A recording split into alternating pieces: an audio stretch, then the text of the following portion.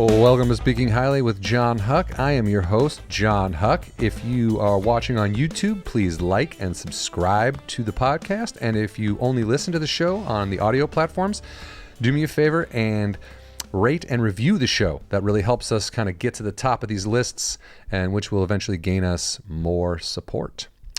With me, as always, Indy Fawcett. How are you, Indy? Doing well. You know, I gotta say, like and subscribe is the name of the game. You know, it's what sets us apart from the rest. You know, at the beginning of a podcast, we need them.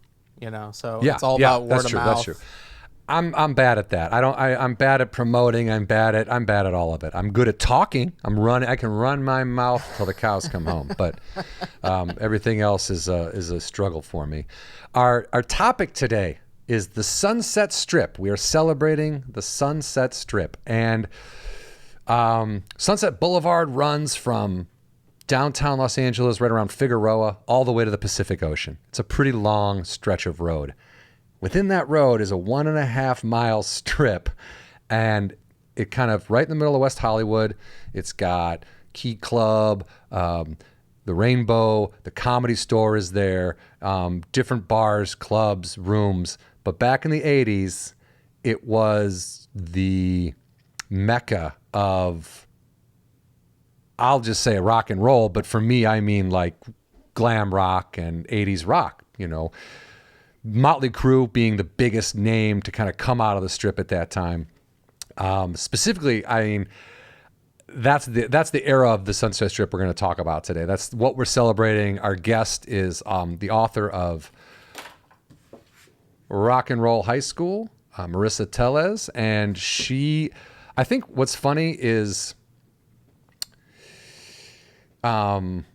she wrote this book from her, I mean, you can only write from your own perspective technically, but she dug through her old diaries, her old journals, and this book is about the Sunset Strip, written from the perspective of a 13, 14-year-old girl who was, at the time, hanging out with these people in bands and witnessing all this kind of crazy and, you know, historical shit.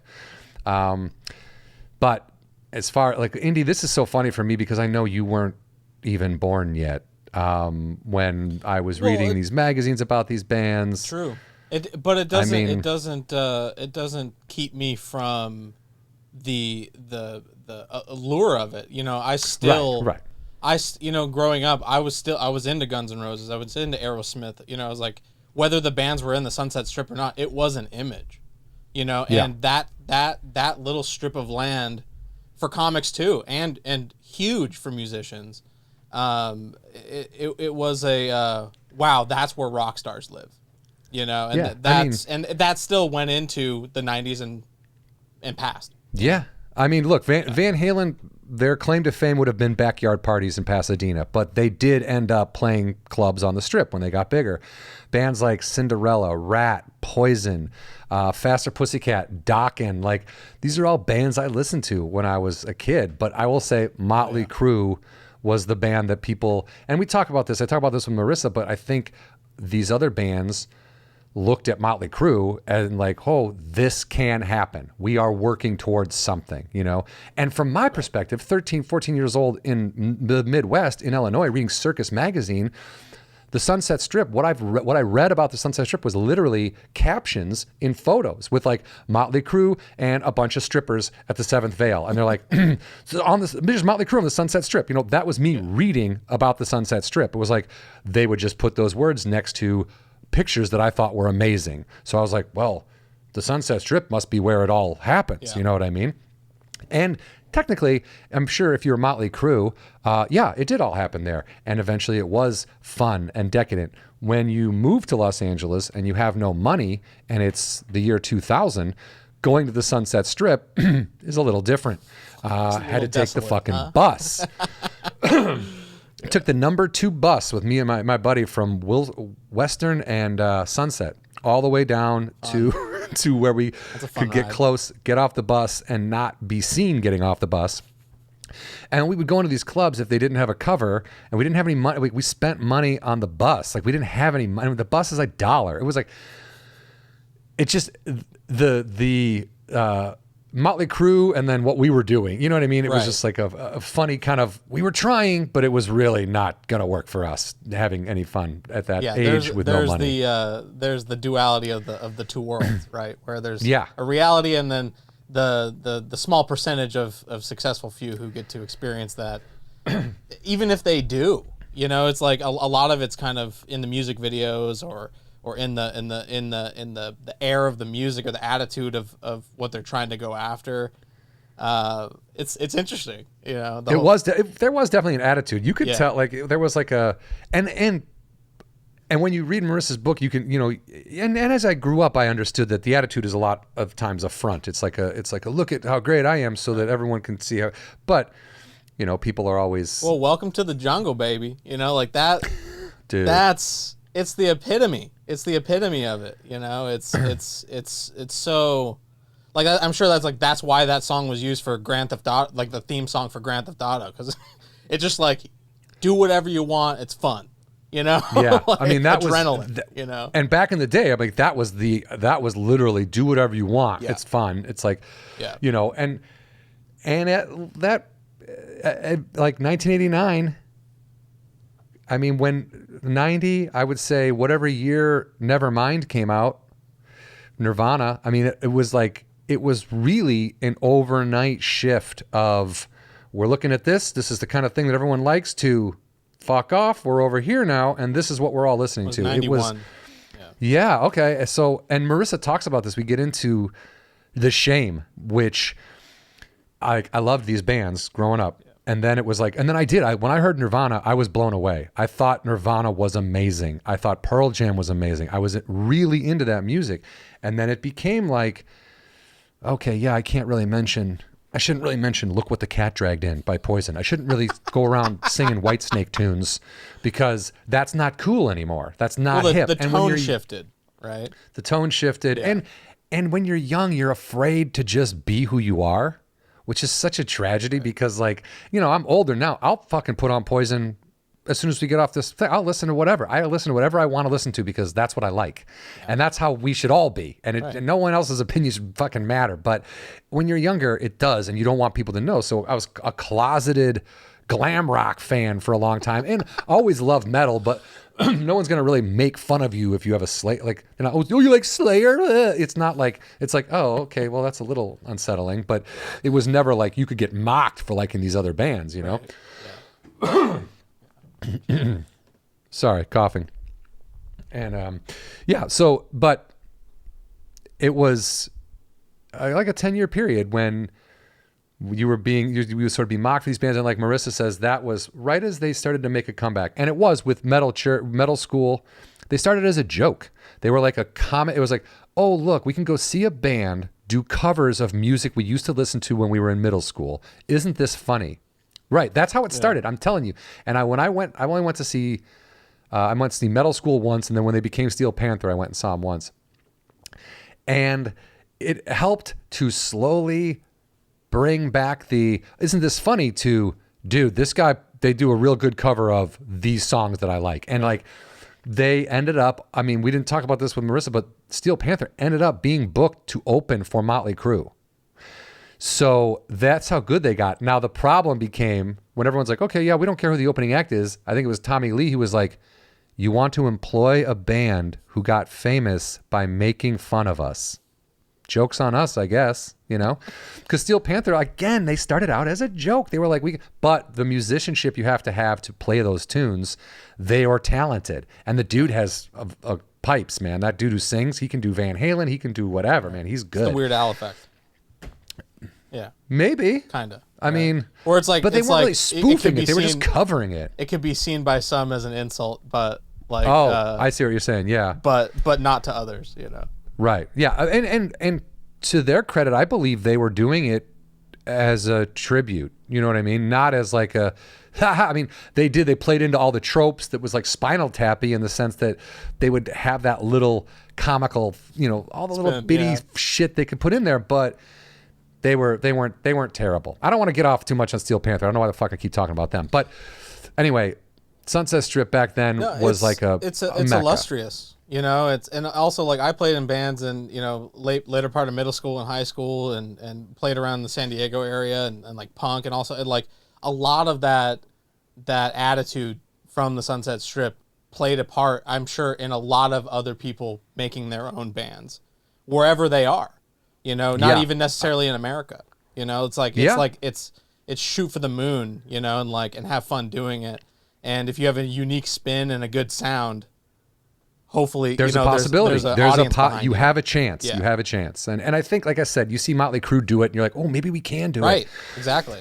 Yeah. And then Marissa's book, like when Steel Panther started to get big again, or not again, when they started to kind of rise in popularity, is when she started to kind of collect her memoirs and like her diary and journals, and starts to say, hey, maybe there's something here. And she gets into it, and we talk about it more. But it's just a fun read. It's a really fun book written like, and again, me and Marisa are probably like the same age. So her perspective is the female perspective of someone who was there. It's like, it's very entertaining. And and it does feel high schooly because she's writing it from a place of high school. Right. The finality of friendships and enemies and that kind of like the drama of everything. It's all in there, but it's an entertaining read that focuses on her love of this music and the area that is the Sunset Strip, really. So I guess enjoy my talk with Marisa Tellez. My guest today, author of Rock and Roll High School. I actually have a hard copy, very rare these days. And the follow-up book, Walking Contradiction, Crackpot Chronicles. Marisa Tellez, how are you? I'm good. How are you? It's been a long time. It has been a long time, but it's really good to see you. Thank you so much for taking the time to do the show. I like to sometimes, if I know the guests, I like to give the viewer, listener an idea of where we met. We met on the show Punked in about probably 2003-ish, right? Yeah, 2003. That's crazy. So it's been a long time. Now, what I didn't realize in looking up, because I've only read the first book, and first let me just say, I'm sorry it took me so long to read your first book. I know you gave it to me years ago, and I think right when it came out, which would be... it came out in 2012. It's been almost 10 years. It's crazy. I can't even believe it's been that long. So that was the first edition, came out in 2012. I think I got a copy of it pretty soon thereafter. Within the first couple years it was out. And then, you know, I don't know if it was 2019, I think, when I was like, you know, I have this book. I keep seeing it. I'm like, I'm just going to read it. And as soon as I started reading it, it's a quick read. It's a fun read. And it's just, from my viewpoint, you know, I'm a grown, we're from the same time, I think, is a safe way to say this. And just the idea, like seeing it through like the eyes of someone who wasn't me at that time, but was, you know, a girl, a young girl. You were 13, 14 when this book takes place. And you were doing things that were like, as a 13-year-old boy, I was reading about in Ripped magazine, like, Sunset Strip, that kind of stuff. And you kind of like, I don't know. It's fascinating to me. And I like the idea of, because at first I was like, oh, I'm just like, I feel like I'm reading her diary. But then that's part of it. You get into the high school mentality of it, the young kid mentality of the whole thing. And similar things that kids in the Midwest thought, you are also thinking, but you have access to this world that is like legendary, mythological, if you will. Like Sunset Strip, like it existed, but we didn't really think of it as a place we could get to ever. It was just like a thing we would see in magazines or on a TV screen at some point, you know? I don't know. That's not a question. I just wanted to say I really enjoyed reading the book, I guess. I like the perspective. I know like I said, I'm not, I wasn't you. I wasn't a high school girl ever. So it's like the relationship of it all. But I loved it. I loved it. And I guess first up, how did you must have been writing your whole life. Yeah, both books, I mean, especially the first one, those are pulled from my journals. Like I started keeping daily journals.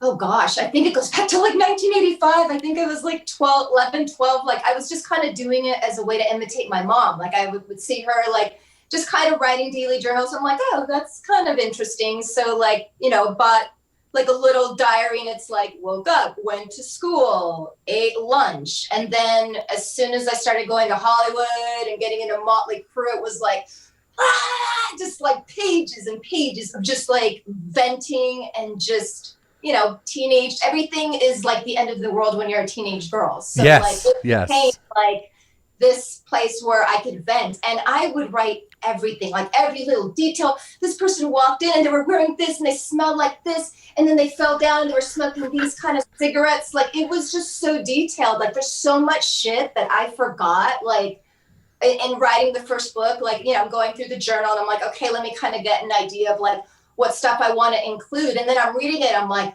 I completely forgot about that person. I completely forgot I even went to that club. Like I would have, if somebody would have asked me, oh, you've been to whatever, I would have said, no, I don't think I ever went there. And then here it is in my journal, like detailed, like the bathroom, everything, the people. And I'm like, oh my God, I totally remember now. I completely forgot about that. That's so crazy. But at the same time, like, it was a little exhausting because I am reading myself as a 14 and 15-year-old girl. And it's run-on sentence. It's like a page of, she said, he said, oh my God, this and this. And then there's a period at the beginning of the page, and I'm reading it back. And I'm like, oh my God, I'm just exhausted from like reading my self-talk in my journal. But I captured myself as a teenage girl. That's, what I was. You yap a lot. Everything's the end of the world. It takes you an hour to describe what happened in 30 seconds because you're writing every single thing out. But it was kind of cool that my journal captured that. So that's what I wanted to get a little bit of in the book, but not do it too teeny bopper. But it's a hard balance because, I've gotten criticism where, people read it and they're like, this isn't a groupie book. This is just all about like teeny bopper stuff. I'm like, well, yeah, because I was 14 and that's what was happening in my life, and with Walking Contradiction, obviously I'm in my 20s and 30s and, more adult things are happening. So yeah, rock and roll high school, I'm 14. I'm not going to be writing about stocks and investing and, portfolios or whatever. These were the problems of a 14-year-old girl. And because of what you did with this writing every day and detailing everything, I mean, you were able to recall and remember and write down things that happened that most human beings, like, and I know, like, when I think about myself, sure, I've, maybe my brain was a little bit pickled back in the day, and maybe that's why I don't remember things or whatever. But like from that era of your life, it's hard. Like the older you get, the more distant that stuff becomes. You kind of forget about it, and like you said, you forget people's names and faces, and being able to go back through your notes like that and through your diary. I'm sure it was painfully. Not embarrassing, but like when I think about like poetry I wrote in high school or, your emotions, and like, I like what you said about it. Everything is the end of the world. Every relationship that ends is a final. There's never, this person likes that person. Well, then that person is fucking dead to me. Like that kind of stuff is very high school and very, like we talked about it with like my so-called life and the writing of that. Like everything is just so final. There's no bouncing back from anything. And yet all you do is bounce back as a kid. You know what I mean? It's really funny. I guess so you've written everything down. First of all, I like that you imitated your mom. I don't know that anybody I've ever heard have parents that like kind of did that journaling, that daily kind of thing. But what was the incentive eventually to kind of go back through all that stuff? Was it just you thinking, about your life and that it would make a good book, or did somebody kind of nudge you into it? Or because this is now you're then putting your thoughts, your journals, your feelings from that time period on paper, and people are going to be able to see it. Yeah. It was kind of a little bit of two different things. Like as it was happening, I kind of just thought like, I'm like, I don't think that this is normal. This whole Sunset Strip thing, it just seems a little crazy. And, maybe someday somebody might want to read about it. So I'm just going to, do what I normally do of just, writing in my journal everything that happens. But, maybe someday if there's, some interest in it after all the shame of grunge came out. Because once grunge came out, it was like, if you like, you know, Motley Crue or Poison or it was like for 10 years, it was like 10 years of shame. Pretty much not until I feel like, you know, Steel Panther, when they started doing the Viper Room. I think they were called something else. Metal before. Church. Yeah, or yeah, Metal School. Metal School. That's right. Yeah, when they were just doing small shows at the Viper Room, I feel like that sort of really kind of bring back the love of that music. And then it just got bigger. Like they went from the Viper Room, and then I think they started playing at the Whiskey, and then they got even bigger, and then they moved to the Key Club. And then now like they play festivals, like, and I think it was about that time, like kind of like the sort of mid 2000s where that music started to be somewhat acceptable again. You weren't so shamed for liking it.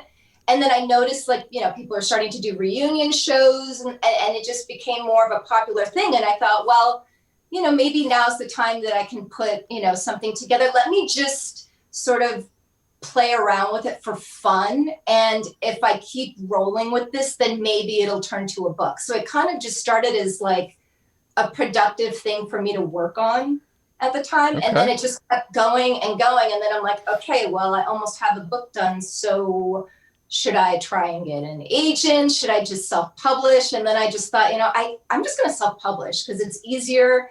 I keep control of everything. And I mean, I'm an unknown. Like, I just didn't want to deal with the hassle of trying to find an agent and a publisher and all the bullshit when I'm able to, you know, have my book print. Oh, that's an important thing I should bring up. So hard copies of my book, I think after June of this year, I'll have to find a different printer because Amazon, I guess, is changing their policy. For what I have now is a print on demand. So basically I have no inventory. So like if you go to Amazon, you say, hey, I want 5 copies of Rock and Roll High School. Amazon prints 5 copies, they ship them to you, and I don't touch anything.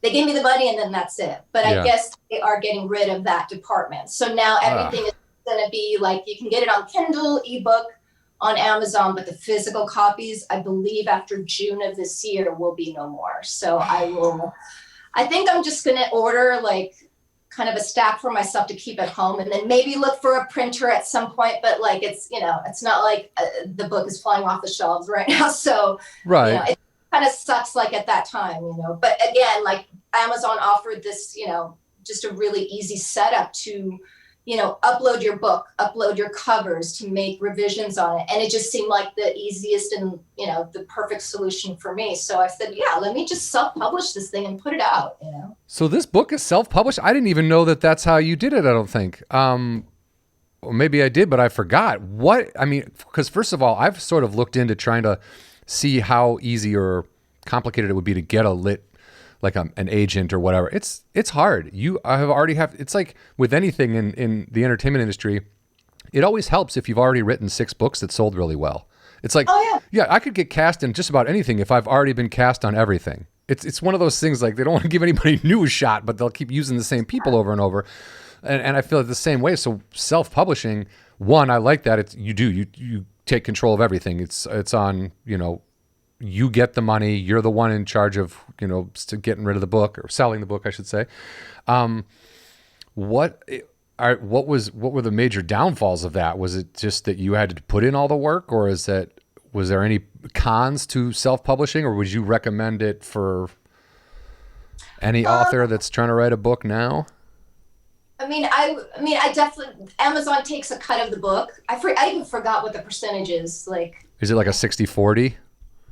I don't think it's that much. Okay. But I mean, having a bigger cut of my book is always great. But for the fact that I don't have to do any labor for it, like they literally, Amazon does everything. They print it, they ship it, you know, everything is flawless, you know. So for that, you know, it's kind of worth it, I guess, to pay that extra, you know, to take that cut. But it was actually really easy because I knew I wanted a good cover. So I found somebody to design the cover for me. He does, I even forgot what his name is. It's been almost 10 years. Yeah. He did a lot of like wrestling flyers, like band flyer stuff. And he did some stuff for friends of mine. I'm like, I really love what he did. I like his look and his style. So I just said, have you ever designed a book cover before? And he's like, no, just flyers, but I'll give it a shot. Just give me the dimensions of your book, and I'll figure it out and give me an idea of what you want. So I said, okay, kind of told him a little bit, and he sort of put his creative spin on it. And I love it. Like what he did with both covers, like he did both covers. So Casey Quintal. Yeah. Yeah. Because it is a great cover. It's like the whiskey. I mean, it's good. Is this the first, when he came to you with the first kind of draft of what he did, were you like, oh my God, that's it? Or were you like, hey, can you, that's happened to me a couple of times where you describe what you want and the artist is like, whatever the talent they have, it's like, yeah, here it is. And you're like, oh my God, that's exactly what I wanted. How did you do that? Like, that's crazy.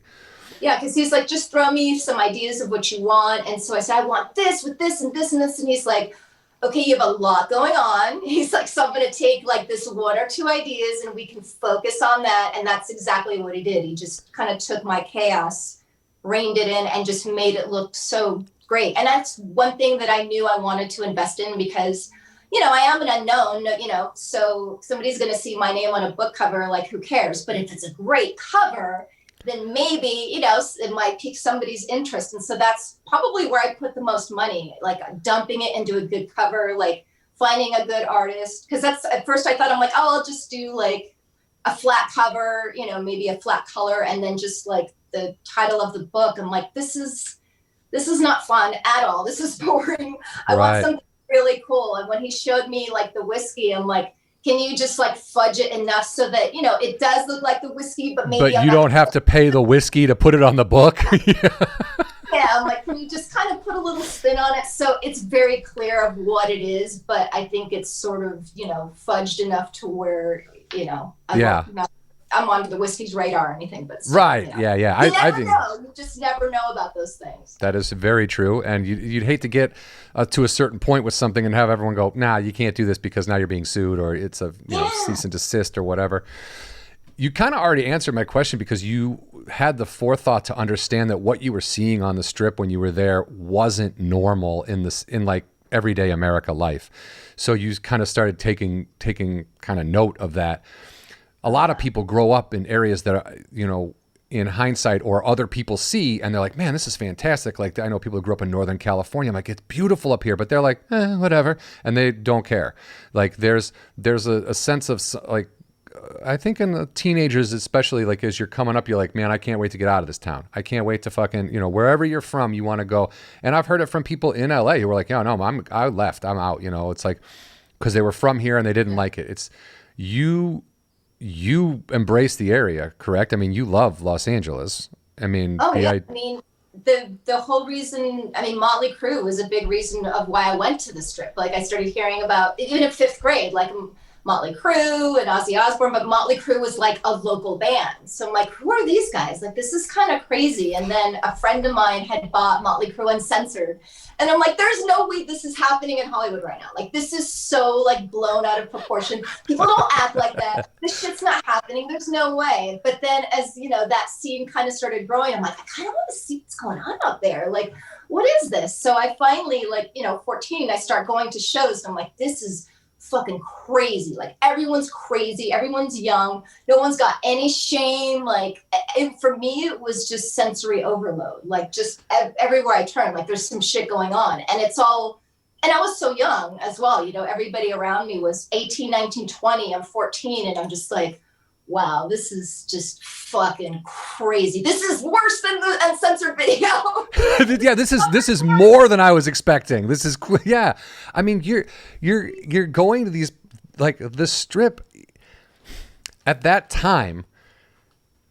There wasn't like, I guess, hang on. I had a whole like, wait, where was I? Hang on. Sorry. Sensory overload. Yeah, I just, well, was it? What was the first? Because you also started hearing Motley Crue 5th grade, 4th grade. I was drawn it on the notebooks, all that stuff. It was like, but for me, it was kind of the music and the edge that the music had, and the kind of, I mean, it seems silly to say this now, but the darkness that was there a little bit, you know, like when I saw my first time I saw a Dio album cover, I was like, what the fuck is this? Like just the weird kind of creepiness of the whole thing. But for you, was it, because I know you like loved Nikki Sixx, like that's all over the book. Like he was your main crush. Was it their look at first, or did you hear them and like something registered, or were you just like, man, this is a cool look. These guys are awesome. And then the music kind of got to you? It was both, actually. The first album I heard from Molly, I didn't even know about that they had a first album. Like when I first heard about Molly was right when Shout at the Devil came out. So I thought that was their first album. And a buddy of mine, I remember I was in 5th grade and he had the Shout at the Devil cassette that he would listen to on his Walkman and Bark at the Moon. Those were his 2 that had come out, I think, in 83 or something like that. So he's always listening to them. I'm like, oh. And so I was listening to Molly. I'm like, oh, this is crazy. Never heard anything like this before. And then looking at them, I'm like, okay, they're kind of scary. Like and it was kind of like a curious fear, sort of like, because at that point, the only music that I listened to was, I mean, my bands of choice that young were like the Go-Go's and Duran Duran. Like I was into all the new wave stuff, and my parents, you know, influence was, you know, music from the 50s and 60s, but of current music, it would be like Queen and Blondie. Okay. But that's still not, you know, a Motley Crue. It's still not in that area. So Motley Crue was sort of like my gateway drug into that whole scene. So it was more of like a scary kind of curiousness of like, you know, what's going on here? Like I was just kind of nosy. Like I want to see if this is for real or not, you know? And that's kind of just what I did, like just started going, you know. But I mean, at 13, 14 years old, it's hard to just start going. You have to, like, you lived in the Valley. And for anybody who is not aware, public transportation in Los Angeles now is very not that good. So take it back before they, upped the bus lines or added the metro or whatever. And now you can't take the 135 bus to fucking Sunset to catch the 2. Like that would take you 7 days. So you have to, at like a 14-year-old, you have to figure out how you're going to get to the Strip from where you are. And in this, I mean, by the time you had the license, you were sneaking the car, you kind of just whatever it took to get there. Like you seemed very determined. And it wasn't like, you weren't determined to like, I am going to get fucked up. I am going to party. I'm going to like in my head, if I was 13 and 14 and someone took me to the Sunset Strip, I would think, oh my God, I guess I have to do cocaine. Like I wouldn't know any, but you're like, you were just determined to get there to check it out. How hard was that for you? Trying to figure out different ways all the time to get there. That was pretty, like I could have used an assistant back then because it was really a hustle. Like I had a full-time job. Yeah, it was a full-on job. Like it'd be like, okay, so it was like a whole thing of like, okay, so I get there, you know, every Friday and Saturday night I'm there, I'm getting the flyers, whatever. Okay, so Sunday morning I make my calendar, I look at the flyers. Okay, who do I want to see? Okay, I kind of want to see that band. Can I get in for free? No. Who's playing with them? Oh, this band is playing with them. They've got really cheap tickets. Cool, mark that down. Can I get a ride for that? I asked my sister last week. She probably won't give me a ride this week, but I know that so-and-so might go. So let's put that. It was such, like, I literally, it was, I could have used an assistant. It was a whole, like, social setup of, like, money, car, can I get in for free, budget. Like, I was managing my whole social schedule. It was ridiculous. And then, of course, once I got my driver's license, like, forget about it. I was taking cars, stealing them, but up until that point, it would be my sister, her boyfriend. I had just started dating somebody and they would go to shows, so I would mooch rides with them. You know, if I had another friend that just, you know, in high school that had their license, hey, you know, you feel like going down to the Strip next Saturday night, you know, whatever. Yeah, I haven't been, you know, I haven't checked it out. Okay, cool. Yeah, let's do that. Like, I was a fucking hustler. Like, I wasn't missing anything. I would have everything set up. It was so ridiculous, but it was just, that was my life, you know, at that time. It's just going to shows, and that was basically the whole point. Yeah, I wasn't out there to, you know, do drugs. I wasn't out there to be a groupie. Not that there's anything wrong with that. I had lots of friends that were groupies, God bless them. But for me, I just wanted to go to shows. I wanted to see, you know, I wanted to go to shows. I wanted to hear music. It was always about the music and being a fan and a part of that scene. It was never like, hey, I'm gonna go do blow and, you know, fuck it and whatever. Like, I never got into that scene at all. Like, it was always about the music for me. Do you play an instrument? Are you musical? I took a little bit of guitar, but both of my guitars are fucked up right now, so I haven't played in a while. But yeah, like, it's just like, you know, not like serious guitar playing. No, it's just interesting because like a lot of people, like, you know, if you were drawn to the music, like for me, I played the guitar in 4th grade, and it was in the 6th, 7th grade that I was like, oh, this is what I like, and this is the music I want to play, and you know, trying to learn that kind of thing. Obviously, didn't pan out, and here I am doing a podcast from my living room. But I was just curious about that. Were your parents music? I mean, you said they listened to music, but they didn't. Your dad didn't play the guitar. Wasn't like your sister wasn't. Okay, all right. Yeah, Just it was more just for fun, and I didn't even start playing guitar till high school. Like when I took guitar class, I think I was 16. Just, you know, guitar class in high school, and it was so much fun. Like it was kind of like a chill class. Like the teacher would be like, okay, here's a G, here's a C, and here's an E minor. Okay, rest of the class is practice time. And then he'd go take off somewhere, and we're like, okay, whatever. But like everybody in my class, like a bunch of the guys that were in my class, they were such great guitar players. Like they could hear something and just be like, oh, do you want to learn? Like one part of our tests every week for guitar class would be, you have to learn like, I think 30 seconds of a song and play it in class like once a week. So he would let us play whatever we wanted. So I'm like, oh, I want to teach me Tesla's Love Song intro. I want to play that, you know? So, you know, my friend would just sit and just listen to it, you know, during class, and he'd figure it out and just teach it to me. I'm like, this is fucking crazy. Like these guys are like 17 years old, and they can just hear shit and just be like, boop, boop, boop, boop, boop, show me like how to play it. And like, that was it was really just for fun, you know, just kind of like an entertaining kind of thing. But I never really got into like being a musician. You know, I read, I don't know if I read it, I heard that there are some people who don't like feel music, meaning like it doesn't move them. Does that, have you heard that? Like that it's not, it's like in you. Like when I hear like songs that I like, you know, I get goosebumps. I can like, music will move me to tears. I'll laugh. I get excited. I get happy. I get sad. It's like music will bring out emotions in me. And I honestly, if it wasn't for music, I don't know that I would still be alive today. Meaning like, it's just one of those things that's really kind of pulled me through a lot of shit in my life.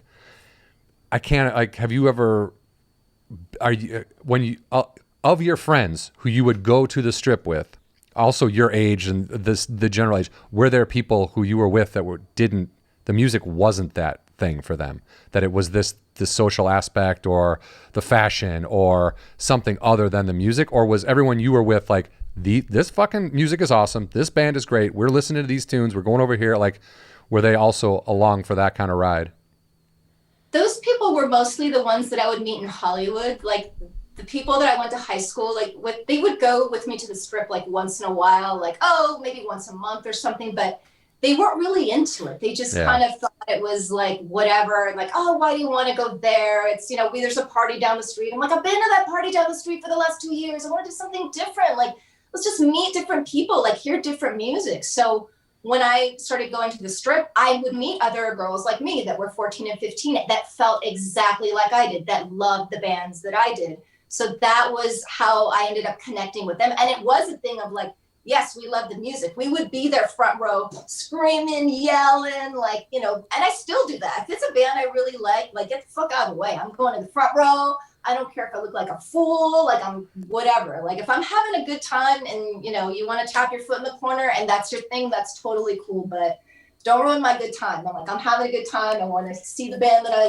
like definitely affects me. Yeah. That was a part of it too. It's just, some of those bands, not that any of them were the Beatles or anything, but, at that time, I always wondered that too. My God, would I have thought they were that great if I was like 20 and not 14?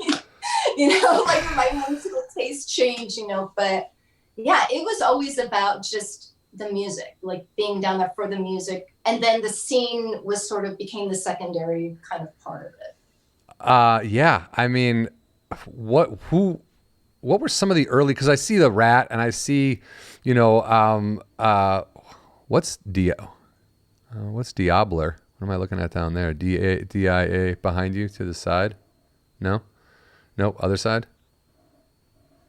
Oh, this. Yeah. Oh, this is really cool. So this is signed by Brian May. Whoa. The guitarist for Queen, in case anyone doesn't know. Whoa. Yeah, this is, he put together this book. It's a really weird sort of art book that has like, I don't even know how to describe it. Like, there's like images in it, and you have to put like, what? Like, look through like this thing in here. Like, it's like a Tool album. It's a totally, yeah. And then there's like artwork in here. Let's see. Like you use that thing. It's kind of cool. Like you use that little piece and then you look at like these different pictures. Oh, it's 3D art, but like made back in the like the original 3D art where you had to look through Yeah, my dad had a bunch of that stuff. Holy shit. Where did you meet Brian May? I met Brian May at Book Soup, I think like 5 or 6 years ago. Like I found out last minute that he was putting out this book. And that was when I was still living in Hollywood. And I'm like, I'm leaving work. I'm getting the fuck out because I need to meet Brian May. And I hope I don't cry when I meet him. But I'm going to meet, I don't care if he's selling a fucking Subway sandwich. I don't care if he's selling a book. Brian May is going to be down the street from my house. So I'm going to meet Brian May. And I get there and it's like, there's a decent line, but it's not super long. And I'm like, fuck is wrong with you people? This is Brian May. If they didn't hear the word Queen with it, they might not know. Do you know what I mean? Because there are a lot of people, you say Brian May, they're like, huh? Oh, yeah. Yeah, this is cool. So this guy's a fucking rocket scientist. He's a rocket scientist and one of the best guitar players ever. Yeah. But, all right, well, my point was, I see the rap poster. What were the bands that besides Motley Crue? And I feel like Motley Crue showed that it could happen.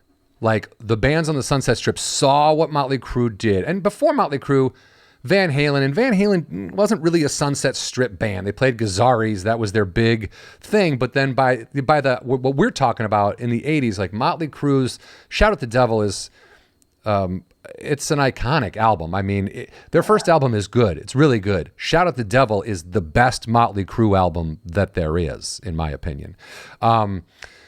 But once that kind of started blowing up, other bands saw what Motley Crue had accomplished, and they were kind of already doing the same things. Like you said, the Flyers. Flyers were huge, all that kind of stuff. Who were the bands that you saw early on that blew up that you're like, yeah, that makes sense? See, I came in on the tail end of that. So I didn't start going till about 87, 88. And by that time, Motley was big, Rat was big, like all of that. They'd already blown up. That hair metal thing was huge, yeah. So like it's funny, like I came through like sort of like the end of that, like I think probably the only two bands that sort of went off to do anything. There was a band called Razzle, and they were a bunch of like, they had long hair and they were my age, and they're just kind of like skater boys or whatever, and just had kind of fun pop rock, music, played Gazaris, then just kind of disappeared. And then all of a sudden I see a band called Lit, and I'm like, wow, that guy kind of looks like that kid that was singing in Razzle. And I'm like, and then I Google, I'm like, oh, okay, so Razzle became Lit. So there you go. Wow, interesting. And that Lit is the car when I was drunk and I fell asleep on the bathroom floor or whatever, that song. Someone tell me, please tell me why. No, am I wrong? Oh, yeah, that's them. Yeah, the car is in the front. Yeah. Well, that's crazy. Razzle's not the same band that the drummer for Vince Neil manslaughter charges. He like got drunk and killed the drummer for Hanoi Rocks. Hanoi Rocks. The guy's name was Razzle. Sorry. Okay, my bad. And now are there any bands that you saw that were just starting out that fizzled that you felt could have been something bigger? Meaning, and bands fizzle for a million different reasons. A lot of it though tends to be egos once things start to work. Was there anything you saw like, because you did have, I don't want to say front row seat to this thing, but in this book, you talk about some of the bands that you went to see that were just either starting out or getting their footing. And then there's not like, the point of the book isn't to follow these bands. So we don't really know kind of what happened to them after this out of your life. But is there anybody you saw that you were like, man, they could have been the next Motley Crue, or they could have been something bigger?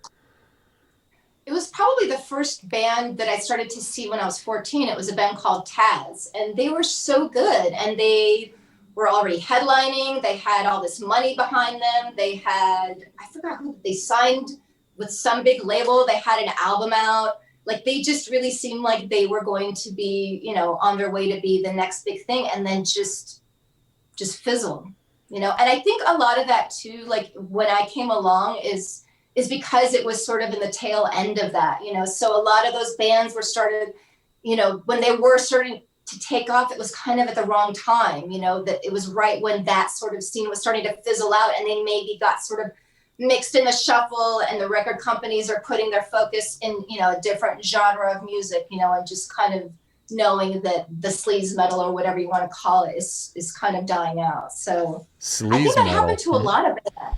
Yeah. I mean, there is that.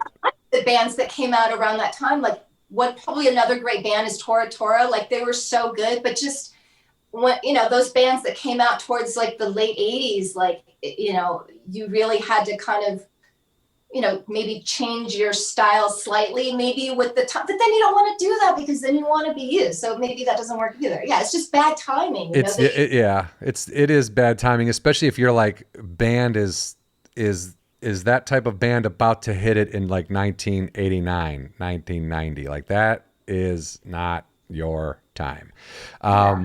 But and it's a shame, because, you know, it's hard work being in a band. Like, when you look at Los Angeles, even now, like the amount of musicians, and when I say that, I mean I'm including people who just want to be rock stars. I'm including serious musicians. Like, you drive up and down the strip on a Friday or Saturday night, and it's people unloading their gear out of vans, and just the sweat, and then trying to get people to it. It's hard being a comedian starting out, getting people to go see you at a comedy club, much less getting people to drive to the Sunset Strip, park somewhere crazy, get to fucking pay all that money, pay it to then come see you play for 15 minutes, and then a slew of other bands who could all very well suck or be awesome. You know what I mean? It's a fucking roll the dice. But I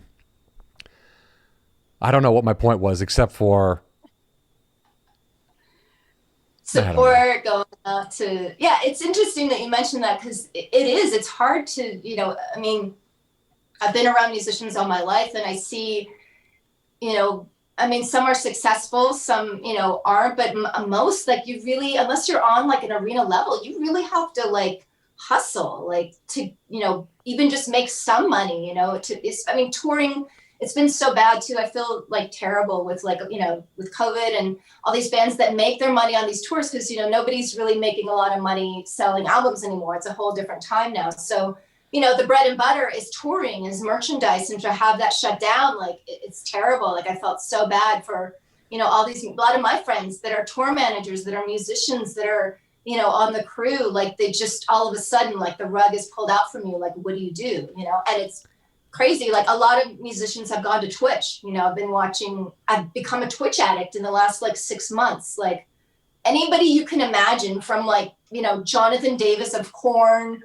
like anybody, like, they're all just sort of like kind of moving to Twitch and have these streams, and it's, you know, that's how making their money. Yeah, it's crazy. A lot of like metal, most of the streams that I watch are like metal and thrash metal, but a lot of these guys, you know, they are not rich. They were not making a ton of money before, you know, and the money they were making was touring. And now this stream, you know, playing whatever, drums, singing, guitar, bass, whatever, all these musicians, like, this is kind of their, you know, only income for the time being until things pick up again. So that part of support, you know, whereas I would go in person, you pay a ticket, you know, to see the show, you maybe buy a shirt, you know, you support, like, this. It's sort of turned into a whole different way of supporting. It's like, okay, so now the support is you subscribe to their stream, you maybe like, you know, I don't know if you're on Twitch or not, or if you're familiar. I'm not super familiar with it, but I like what you're saying. The concept of, if you're going to pay money, if I love a band and I'm going to go pay $20 to see them, and I'm going to buy a shirt and I'm going to buy their album,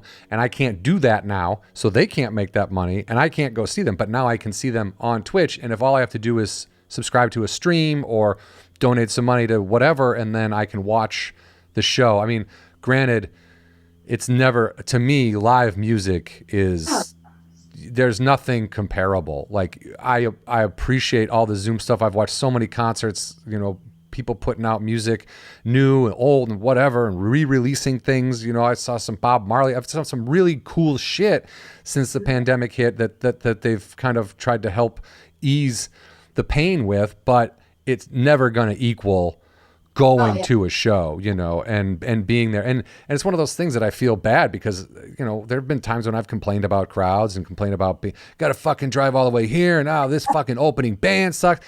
I'll relish. I will just see a full on festival of shitty opening bands if I can. Like, I want to see so much live music at this point. I'm losing my mind, you know? Yeah. Quick question. This is just for my knowledge. Did you ever see Cinderella live? No, I didn't see them until like way after. Like, I think I saw them like 15 years ago or something. But you have seen them. Yeah. Oh, okay. But not back then. Okay. That's one of those bands that like I've always loved. I don't know. I've never been able to catch them. Like, every time they announce a tour, they cancel the tour because his voice goes. Like, it's all every time. So I must have missed him in 2015, but that was his voice was good when I saw him. I saw them at where the fuck did I see them? In Canyon Country or someplace, like whatever that venue is in Canyon. Yes, that that club up there. I know what you're talking about. I forgot what it's called. Like, there's like tables and like people are sitting and eating. It's really weird. It looks like a dining club. Like, yes, like Frank Stallone will play there one night. He plays the sax and does some stuff. So Frank Stallone will be there one night, and then like Cinderella would be there on a weekend. Yeah, that's where I saw them, and they were really good. And Tom's voice sounded great. I was like, wow, this is really cool. Like, he still sounds good. They sound great. It was a good show. I feel like they were like, I always think of this Bobby Dahl quote, the bass player for Poison, when somebody said something about, oh, well, you know, as a musician, he goes, ho, I'm not a musician, I'm a rock star.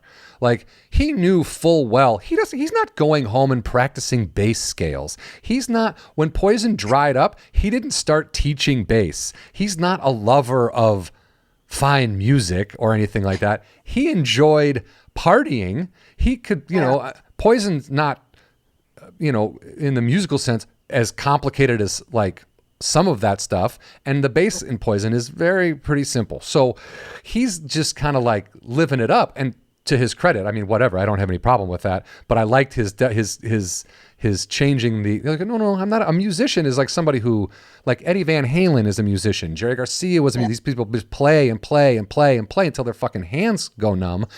And he's like, nah, I just like partying and getting a blowjob backstage. Like, you know, which he just owns it. He's like, you know what? Poison is not going to go down as the Beatles. We were a party band. We didn't give a fuck, and that's all we're good. Like, at least he owns it. He's not trying to be like, oh, I'm the serious musician. Like, he's like, fuck that shit. We were partying. It was all good. Like, but I will also say, Look What the Cat Dragged In is a fine album. I like that album. There's a lot of, like, you can shit on Poison all you want, but that album, I wore it out. I bought that and Whitesnake when it came out. And I mean, I loved it. I was confused because of the cover. I was like, I don't know, the band is women? They sound like men. And my dad were like, who are these ladies? And I'm like, they're guys. And he's like, what is this?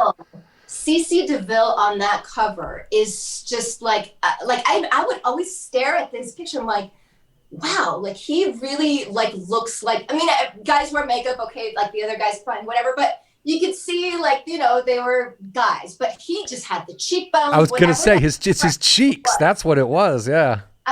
It was like, wow, he's got like the cheekbones of a girl, like the makeup looks good, like, wow, that's like level 10, like glam right there, that picture.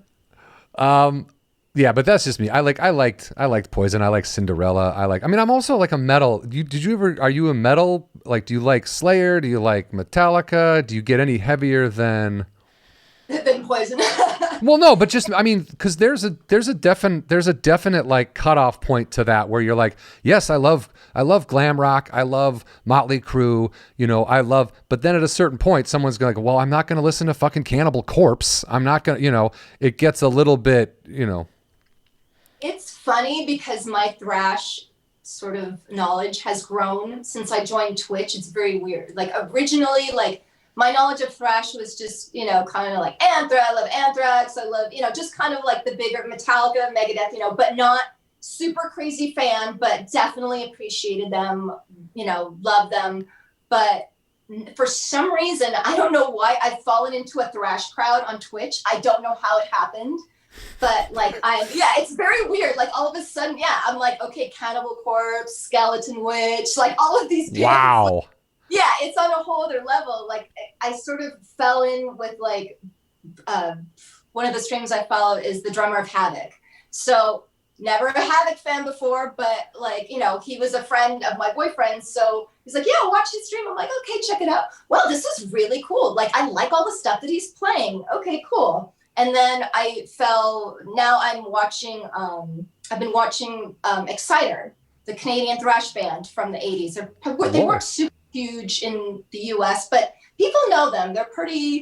Most people know who Exciter is. So the guitarist of Exciter, he streams. So he plays everything from, stuff you would hear at the Rainbow to, thrash Exciter stuff. So in just watching people, his name's Daniel Decay. So in watching, Daniel Decay and Pete from Havoc, my whole sort of thrash world has gotten opened up and my knowledge has expanded a little bit. And I'm like, wow, why did I never like these bands before? Like, they're really good. Like, I like this music and I like this sound. So it was just, I guess I just never... Well, you weren't exposed to it, really. I mean, it wasn't, because that music wasn't coming off the strip. Like, no. That was like some weird basement shit. You know what I mean? That wasn't... Oh, they were so snobby on this. This is true too. And I would see these ads like in the local, like Roxy News, the local magazines. Rock City News. Rock City News. It would be like black hair, blonde hair only, straight hair, like no heshers, no like brown hairs, and it would be in ads. It was even then I thought it was so fucking funny and just so snobby. Like they just like if you were glam and you were gonna play the strip, you had to have jet black hair, you had to have platinum blonde hair, and it had to be straight. You couldn't have curly hair, you couldn't have brown hair, you couldn't have dishwater blonde hair. Like no, it was like a no hesher zone. I'm like, God. What does hesher mean? What does hesher mean? A hesher is would be like like a thrash metal like guy, like okay. Guy with the brown hair, with the curly hair, just like that. Those were like the heshers. The lead singer of Anthrax. Yeah, pretty much. Back in the day, yeah. Curly hair, ripped jeans, not the glam look, didn't wear scarves, no makeup. Exactly. Yeah.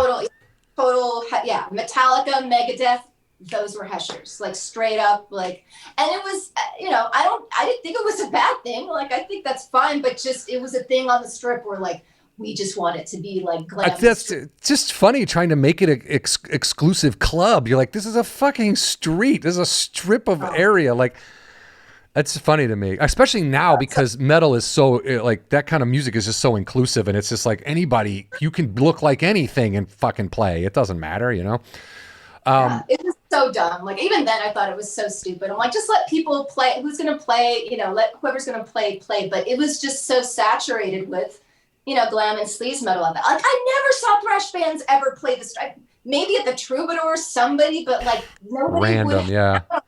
Like it was just such a glam dominated area. So yeah, I don't think. I have friends that are into thrash music, but yeah, I don't think I really had like heavy exposure to it the way that I am now. Like I just listening to play little Motley Crue, and then all of a sudden they're going into like Cannibal Corpse or Skeleton Witch or some crazy band that I've never even heard of. I'm like, wow, I really like this. This sucks. Like I missed out on all this. It's like listening to it's new old music for me. Yeah, kind of you're finding it now, which is it's like. I mean, think about, for me, it's like when I first heard Led Zeppelin or Van Halen, I wasn't discovering those bands. Like they'd already put out multiple albums, but when like my discovery of them for myself was life-changing. You know what I mean? It was earth-shattering, if you will. Talking about Troubadour, and that's not on the Strip, but like, what were your favorite venues? Because Gazzarri's was not, it was the Key Club back then at that point. It was the Key Club after Gazzarri's. Like, right. So, but it wasn't Gazzarri's when you were going there. It was Gazzarri's. Yeah. Oh, it was. Oh yeah. Oh. There's a picture, I'll have to send it to you, but there's a picture of me in the LA Times in the front row at Gazzarri's, and I'm taking pictures of that band Taz, and you just see me in white. I don't know why I was wearing white.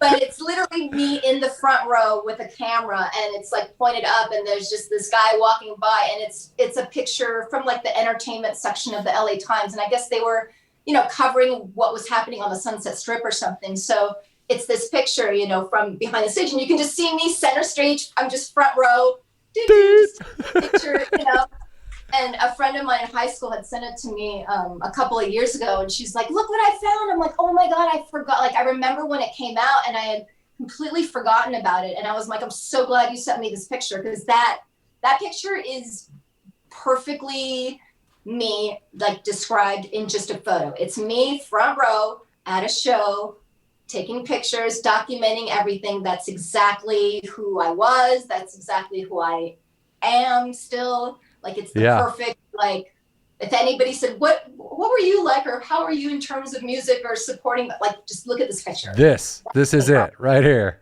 To me at 15, 16, like, back in the day. But yeah, I went to Gazzarri's quite a bit. What was, because Gazzarri's has a little bit of a rep of, like, I just finished a Van Halen book that talks about how at the time when Van Halen, like, and this is before you were going there, it was the 80s, like earlier 80s or late 70s, but they were kind of like, record guys wouldn't go see bands at Gazzarri's. It was like, oh God, this fucking shithole. Like, they were just disgusted by it. And to the credit, even when it became the Key Club, it was still filthy inside. So, but was there, I mean, did you guys talk like that? Were you like, another show at Gazzarri's, or were you just like, fucking, I just want music? There was a weird thing about Gazzarri's. Like, I don't know why people it was kind of like looked at as sort of like a dump and a Hesher club. Like, it was kind of like, oh, you should be playing the Roxy and the Whiskey and the Troubadour. Like, you're playing like, people would play Gazzarri's, but first, I don't know why there was like that weird sort of like kind of nose up at Gazzarri's. Like, yes, it was a shithole, but like, there was a lot of is the Whiskey a palace? I mean, if we're being honest, like, these places that I've always wanted to go to, like, my first time in the Whiskey, I could barely, my feet would just stick to the floor. Like, I could barely walk. It was so gross in there. I was like, oh, okay. But again, I loved it. I had a great time. And I'm sure when I was younger, plastic cups, beer, and metal, I could have just lived in there, I don't know why Gazzarri's had that weird sort of. I think it was the owner. I think the owner was not as likable as, and he kind of made it that way. That's my take on just the Van Halen book, but I could be wrong. Unless, are you best friends with the owner? Is he like your uncle or something? I don't even remember meeting Bill Gazzarri. If I did, I must have met him when I was really young. I remember seeing him a lot, and then just around the club, but then also at the Rainbow seeing Mario, who, owns the Whiskey and the Rainbow, like, just seeing those two, it was sort of like I don't know, like a weird sort of, not mafia Godfather thing, but just to kind of see those two just, kind of walking around or hanging out. You're just like, oh, okay. Like, who they are, but like,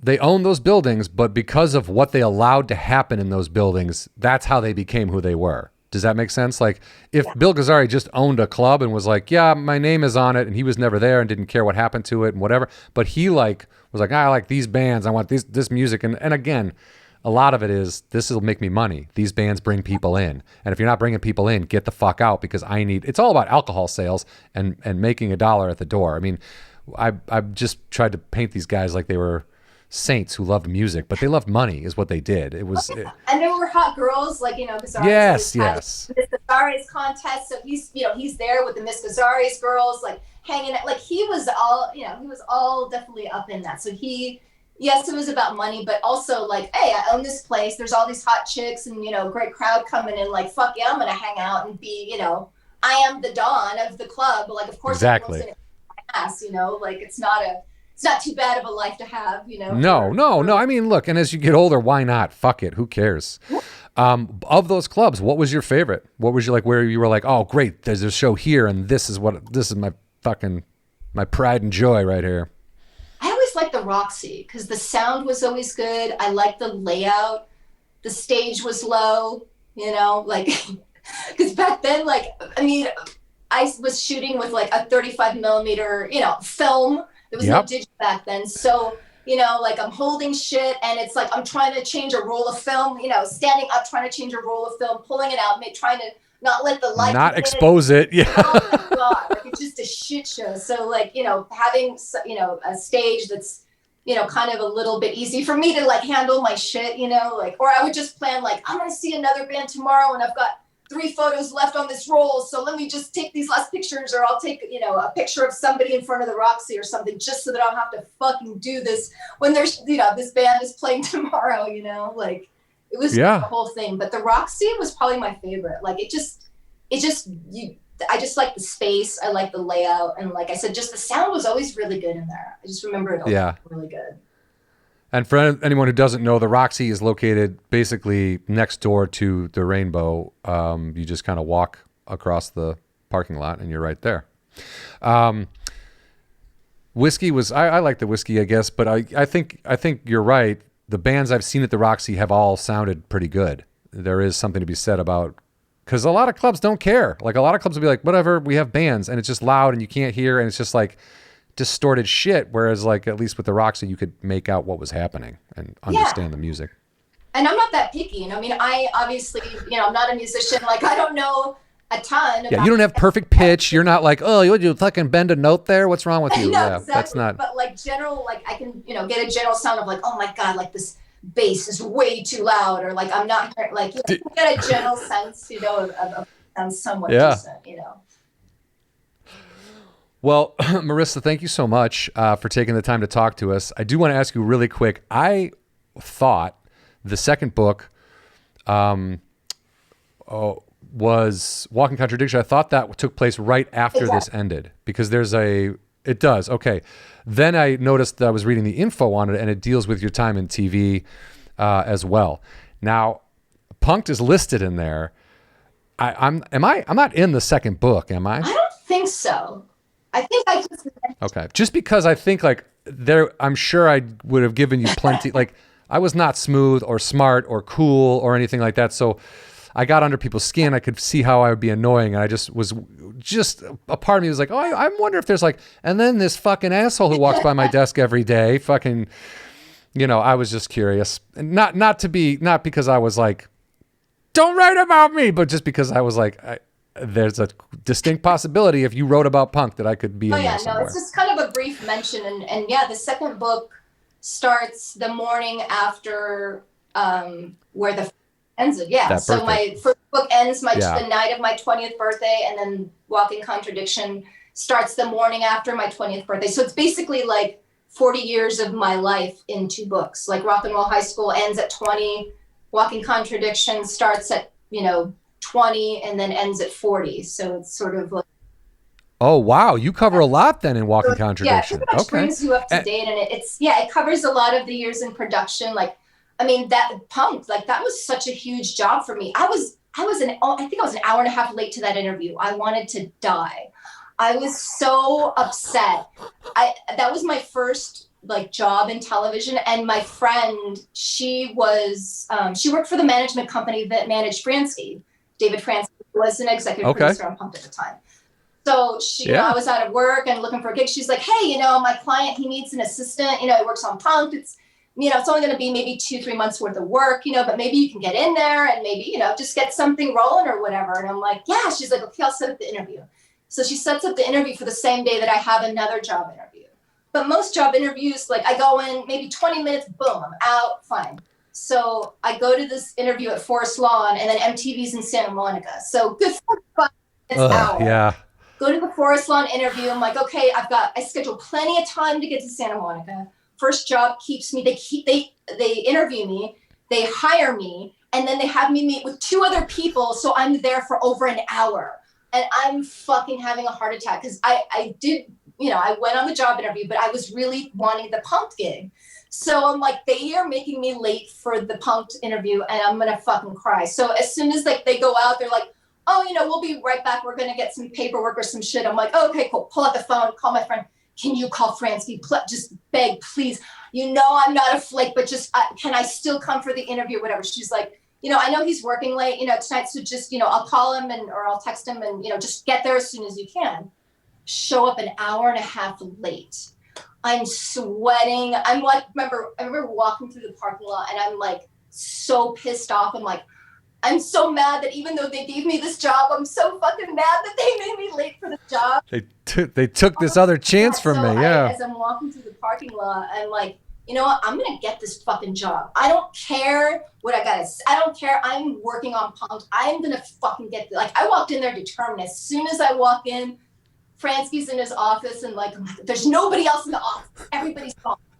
Yeah, we're all just Fransky in his office, and then I just kind of, peek my head and I knock. I'm like, hey, are you David Fransky? And he's like, you're over an hour fucking late.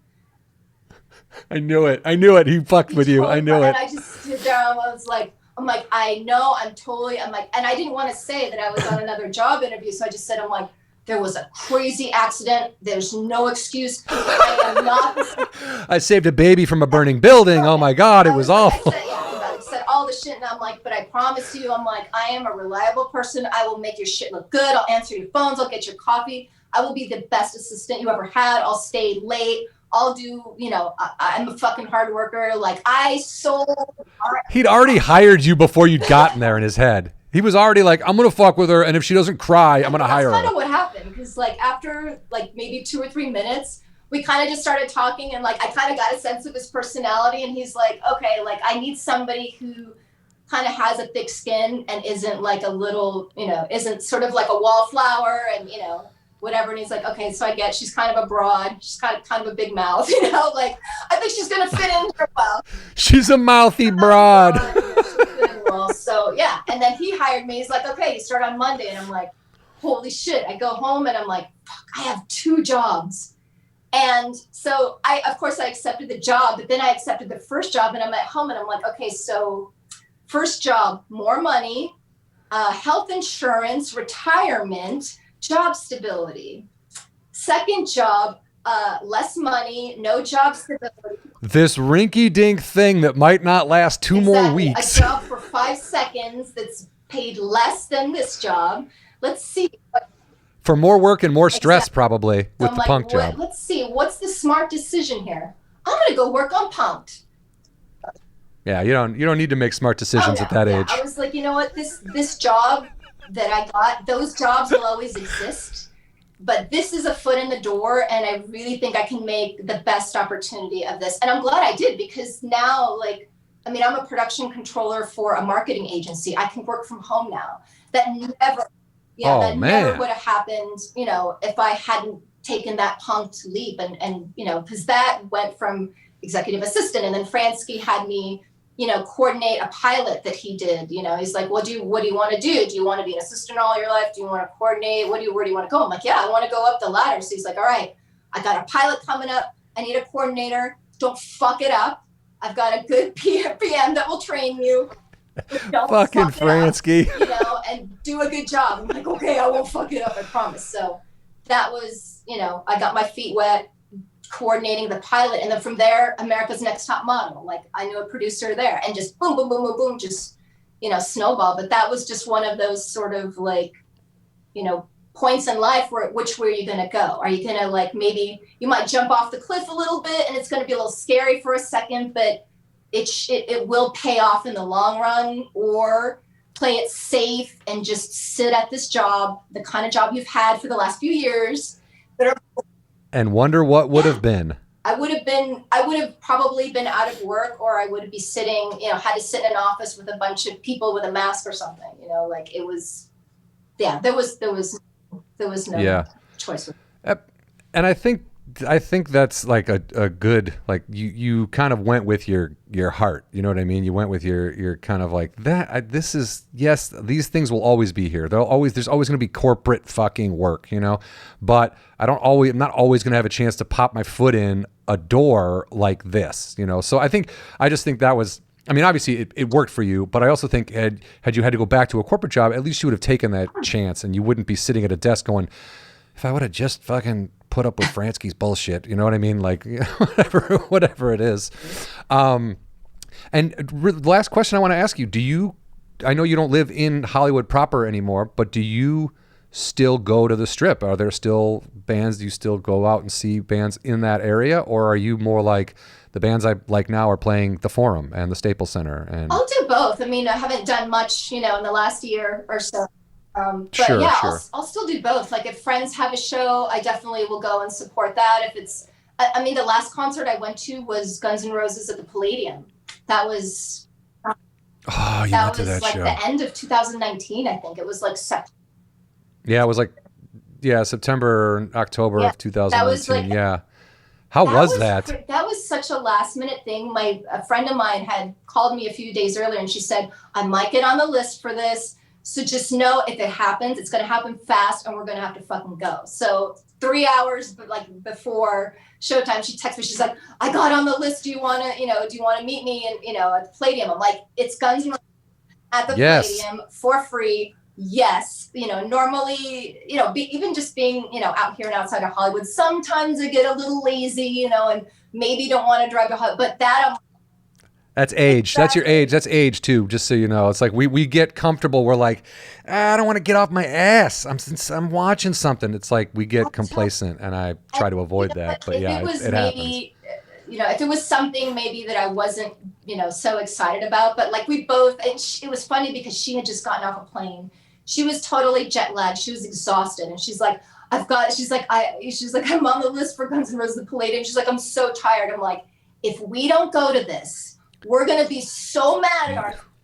So mad. Boomer asses tonight. We need to rally and we gotta go to the fucking Palladium. So let's do this. And she's like, I know you're right. Okay, I'm getting in the shower. I'm like, okay. So you fucking two tired old asses. We're like, we're gonna rally. We gotta. And of course, as soon as we get there, it's awesome. Like we're on the floor. Like I've got a bunch of video. Like they're right there. Like it was such a great show. Like it was really cool to have a last show before all of this started, to have it be Guns N' Roses and see them like at the Palladium, which is small. For anyone who doesn't understand, like I saw Guns N' Roses at Dodger Stadium. Okay, it was huge.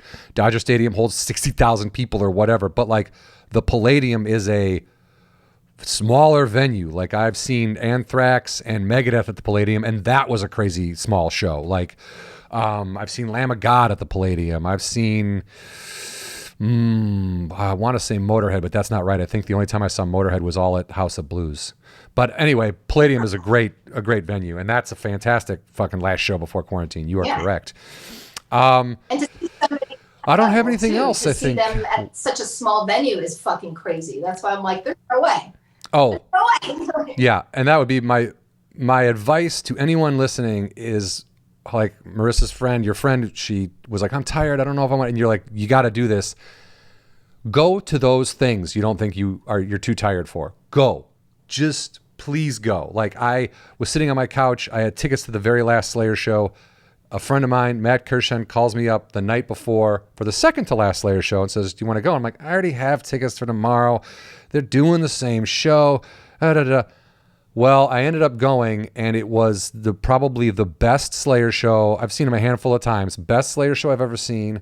And a completely, not completely, but a changed up set from what they'd been doing the whole tour. One of my favorite memories of the band ever. So if you're thinking like, I'm too tired, go. Just go. Get off your ass and go. You will never regret going. When I was still living in Hollywood, I was living by the Whiskey and just gotten out of the shower, get a text from my friend. Dave Stewart's playing at the Viper Room. He's really, and I'm a big Beatles fan. Dave Stewart's playing at the Viper Room. He's best friends with Ringo. Ringo lives in LA. You should go and see if Ringo's there. And I'm like, fucking head full of wet hair. Saw that. And I'm like, oh my God. I'm like, I can walk Viper Room in probably 3 minutes. So if I don't get off my fat ass and take advantage of this opportunity. So put my hair up in a bun, little bandana, little red lipstick, some jeans. Let's go, t-shirt. Walk in there by myself, and I see Ringo Starr sitting in a booth with like Bob Geldof and oh god, who else was I sitting with? What? It was fucking wild. I was like, and it was crazy because I mean it was a packed house, but it wasn't super crowded where you couldn't move. So I like see, you know, I could see Ringo he was at the table. Like if you're on stage, it's the first table to your right, like where the bathrooms are. Like, so he's in that booth with Bob Geldof, and I wish I could remember who else it was. So I see Ringo, and I'm like, oh my god. So I fucking walk over there, and literally, like, I mean, his booth is right here, and I'm standing right here like a fucking nut job. I'm not even looking at him. I'm just listening. You're just soaking in the vibes. And I'm listening to like what him and Bob and like everybody at the table are talking. Like I'm watching Dave, but I'm listening to them, and they're like cracking jokes about shit. They're telling stories. I'm like, this is so fucking cool right now. He has no idea I'm fucking dying right now. So as soon as Dave Stewart finishes, literally like the curtains close, and I turn because I don't know what the fuck I'm gonna say to Ringo Starr, but I gotta say something because I'm gonna fucking cry. As soon as I turn, this bodyguard the size of a wall stands right in front of me, and I'm like, oh, okay. Like he didn't push me or anything. He just like got in front of me because he probably gets. You will not be talking to Mr. Starr this evening. Yeah, that's exactly what happened. Stands right in front of me, and so I kind of step back a little bit. He gets, you know, just the people on the table, they get ushered out. So Ringo's in front of the bouncer. The bouncer, you know, I'm behind the bouncer. Like I'm literally just like trying to like see if there's a way I can meet him. But you're one degree away. So I'm following them. We go downstairs, and then I just see like I can see security people like out front too, and I'm like, I'm not going to get to him. But what's funny is as soon as I walked out, you know, the steps to go to like, you know, the lower lounge or whatever, I walk down and I see my friend Matt. And my friend Matt is probably the biggest Beatles fan, like next to me. Like he's a chick when it comes to the Beatles.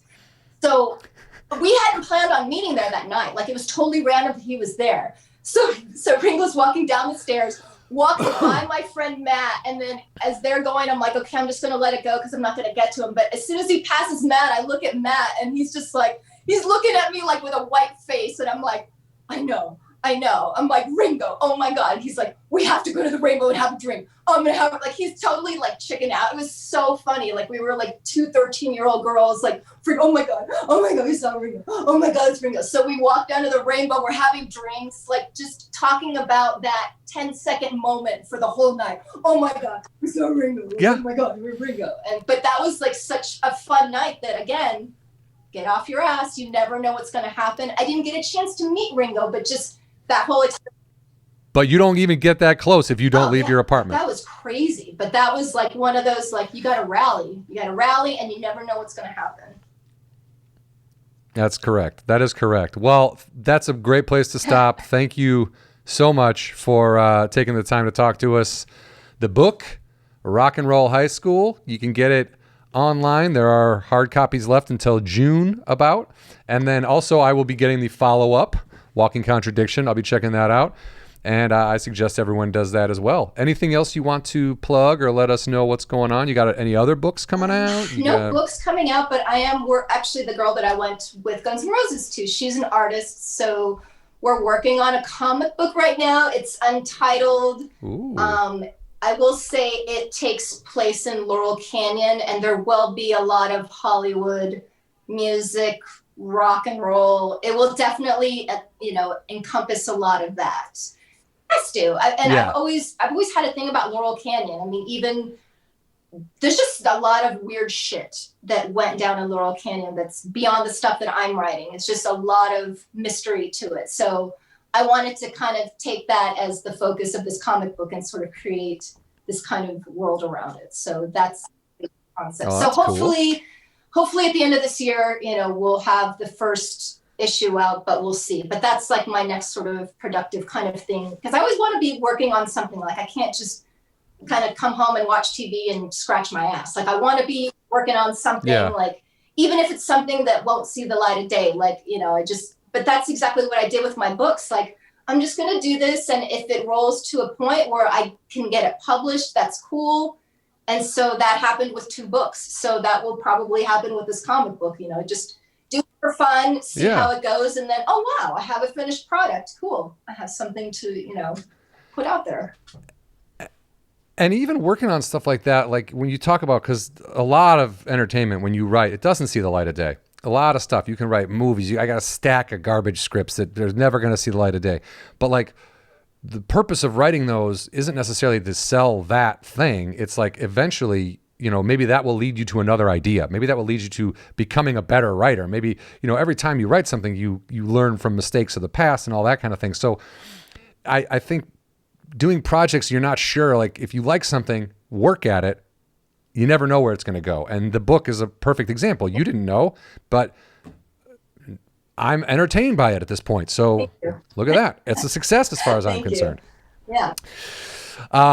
Thank you. And thank you so much. We'll put up links to like where they can get the book and everything when we post the show. And Marisa Tellez, thank you so much. Really appreciate it. Thank you for having me. It was good to see you after so long.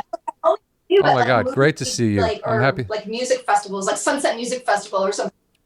That's what I was gonna say. I always see you and Evan. I miss like that, just being out and like, oh hey, look, someone I know. It's like it's bumping into somebody.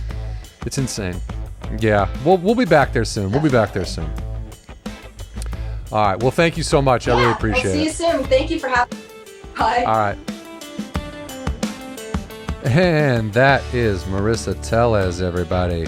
Rock and Roll High School, full title, Rock and Roll High School, Growing Up in Hollywood During the Decade of Decadence. Again, really enjoyed my talk with Marisa, and the book is fantastic. We'll put up links where you can get it, and we'll put up links to her new book as well, or newer book, I should say, Walking Contradiction, Crackpot Chronicles. Thank you so much for listening and watching, and we'll see you next time.